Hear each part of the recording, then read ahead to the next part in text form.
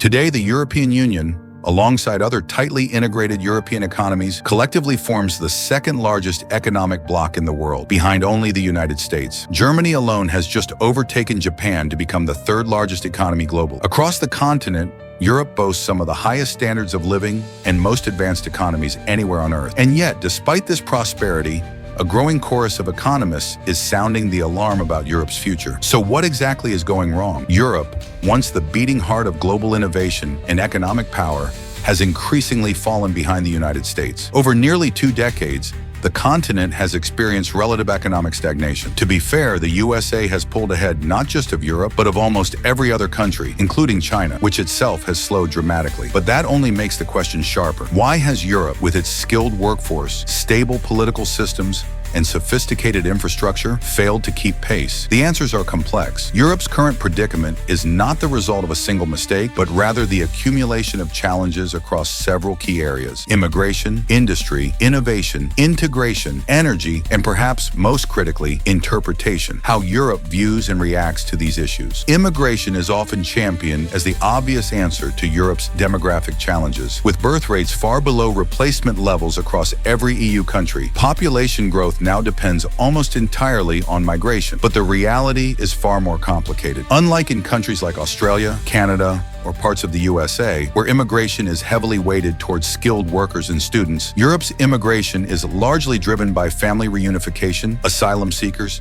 and humanitarian visas. Only about 25% of new arrivals come through education or work-related pathways. While supporting refugees and reuniting families is morally important, this form of migration does not provide the same immediate economic stimulus that skills-focused immigration does. Moreover, Europe faces an overlooked crisis: brain drain. Highly skilled European workers, especially in tech and finance, are increasingly leaving for the USA or the UK, drawn by higher salaries and better opportunities. In other words, Europe imports populations for social reasons, but exports talent for economic reasons. Europe was once the world's manufacturing powerhouse. Today, that status is fading fast. A combination of expensive energy, strict environmental regulations, and high labor costs makes it difficult for European factories to compete globally. Volkswagen recently had to shut down plants in Germany. The largest BMW factory today isn't even in Germany. It's in South Carolina, USA. Meanwhile, energy-intensive industries that once thrived on cheap Russian gas are now struggling to adapt to expensive alternatives. Germany's decision to shut down its nuclear plants only compounded the energy crisis, leaving Europe more vulnerable. Without affordable energy,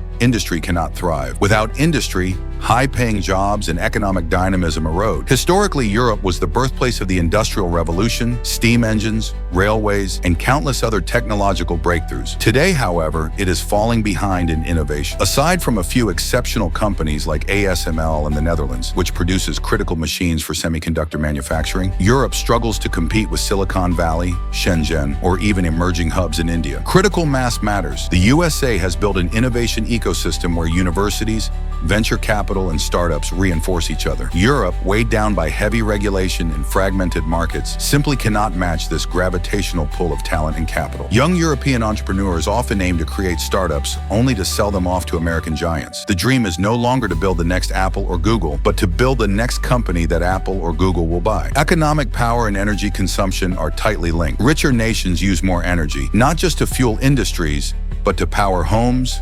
transportation, and technology. Europe lacks major energy reserves of its own. It long relied on cheap natural gas from Russia. Now that supply is gone, and Europe has not yet fully transitioned to renewables. Massive investments in solar, wind, and green energy are underway, but for now, high energy costs are forcing companies to relocate production abroad. Ironically, Europe may soon trade dependence on Russian gas for dependence on Chinese-made solar panels and batteries. At first glance, Europe's stagnation looks like a disaster, but the full picture is more nuanced. European countries may be less productive on paper than the USA, but they often offer a higher quality of life for the average citizen. Healthcare, education, and basic living costs are generally more affordable across Europe. The US economy may be growing faster, but much of that growth is concentrated in industries like big tech that do little to improve the lives of ordinary workers. In fact, for the average person outside the top 10% of income earners, living standards in Europe often surpass those in the United States. However, stagnation has consequences. If Europe fails to innovate, fails to retain talent, and fails to adapt its industries to a new energy reality, it risks slow erosion, falling further behind in wealth, influence, and opportunity. Europe's challenges are largely self-inflicted and therefore solvable. Smarter immigration policy focused on skills and economic integration, energy independence through accelerated renewable adoption, and possibly a reconsideration of nuclear power. A revitalized focus on innovation, entrepreneurship, and reducing regulatory barriers for startups. Reinvestment into critical industries that can anchor middle-class employment. Most importantly, Europe must remember that economic power is not an end in itself. It's a foundation for political sovereignty, social stability, and the ability to defend and project democratic values in an increasingly turbulent world. The clock is ticking. Europe's future depends not on what the USA does, but on what Europe chooses to do for itself. Like, comment, and subscribe.